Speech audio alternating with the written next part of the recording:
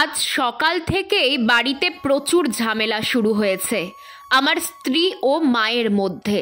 মা নাকি ঘর থেকে লুকিয়ে তেল মশলা নিয়ে আমার বোনকে দিয়ে দিয়েছে, আর আমার স্ত্রী সেটা দেখে ফেলেছে, তাই মায়ের সাথে ঝগড়া করছে।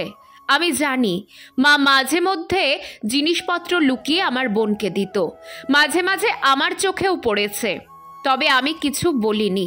আর বোনের বিয়ে হয়েছে পাশের গ্রামে, তাই সে যখন তখন আমাদের বাড়ি চলে আসে, আর যখন আসে তখন টুকটাক জিনিস নিয়ে চলে যায়।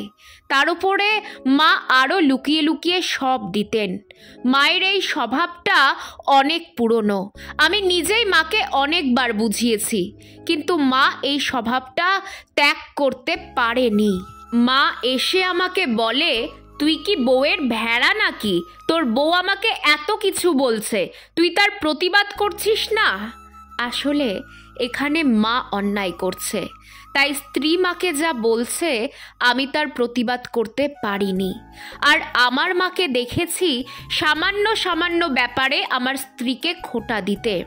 আর কোনো সময় যদি আমার মা শাড়ি বা অন্য কিছু কিনে আনতো, তা সবটাই মেয়ের জন্য। আমার স্ত্রীর জন্য কোনো সময় কোনো কিছু কিনে আনতে দেখিনি। উল্টে আমি আমার স্ত্রীকে ভালো শাড়ি বা অন্য কিছু কিনে দিলে আমাকে অনেক বকাঝকা করত।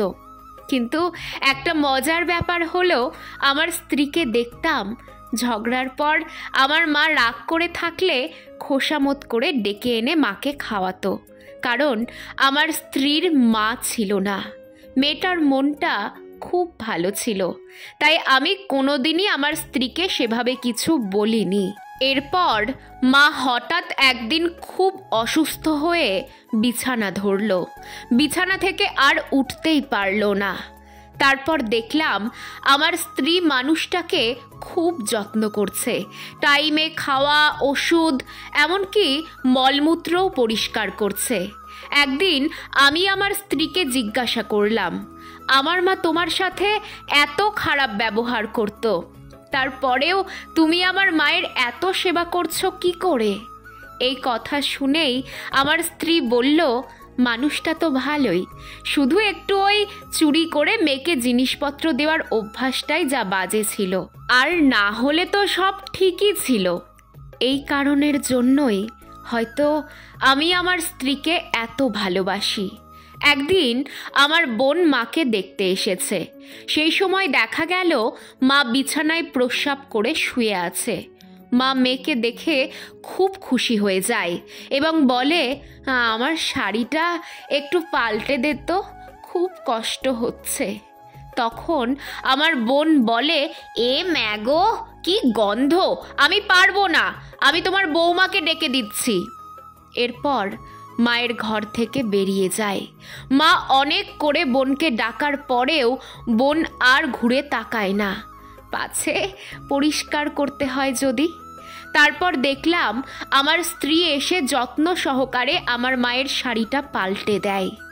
সেদিন দেখলাম আমার মা আমার স্ত্রীর হাত ধরে খুব কান্না করছে আর বলছে, পারলে আমাকে ক্ষমা করে দাও, তোমার সঙ্গে অনেক অন্যায় করেছি। তখন আমার স্ত্রীকে দেখলাম হেসে বলল, ওসব কথা বাদ দিন আপনি, মেয়ে কখনো মায়ের ওপর রাগ করে থাকে না, আপনি আগে সুস্থ হয়ে উঠুন তো তাড়াতাড়ি। কি সুন্দর না? আসলেই বৌমাকে সবসময় মেয়ের মতো করে রাখতে হয়, প্রয়োজনে মেয়ের থেকেও বেশি, কারণ সব বৌমা খারাপ হয় না। আর বৃদ্ধ বয়সে আপনার সাহারা বোধহয় মেয়ের থেকে বৌমা অনেক বেশি হয়, কি তাই না?